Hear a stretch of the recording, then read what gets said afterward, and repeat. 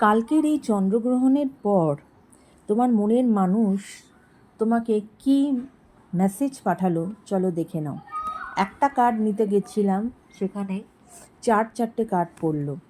তো চলো কি এসেছে কার্ড দেখা যাক। First card is damage. We are both hurting from this. মানে এই যে তোমাদের মধ্যে যে এই যে ঝগড়াঝাঁটি, ঝামেলা, অশান্তি, ডিস্টেন্স, এটা কিন্তু তোমাদের দুজনকেই এফেক্ট করছে এবং দুজনেই কিন্তু ড্যামেজ হচ্ছ, তাই তো? সেকেন্ড কার্ড হচ্ছে হোল্ডিং ব্যাক।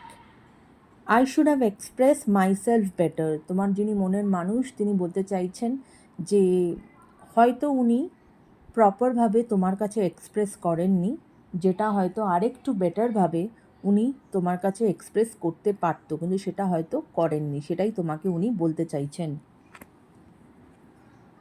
Self love.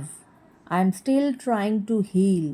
তোমার যিনি মনের মানুষ তিনি কিন্তু এখন সেলফ লাভ জার্নিতে গেছেন।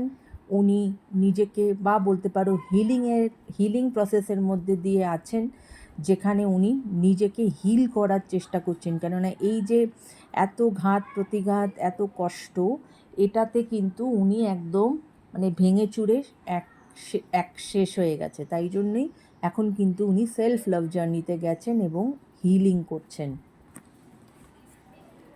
Detachment. I had to let this go so I could clear my mind. এই যে ডিট্যাচমেন্ট, এইটা উনি বলছেন যে হয়তো এক প্রকার এই ডিট্যাচমেন্ট দরকার ছিল, কারণ এই ডিস্টেন্সই কিন্তু তার যে মাইন্ড সেটাকে ক্লিয়ার করতে বা প্রপার ক্ল্যারিটি পেতে সাহায্য করেছে তাকে।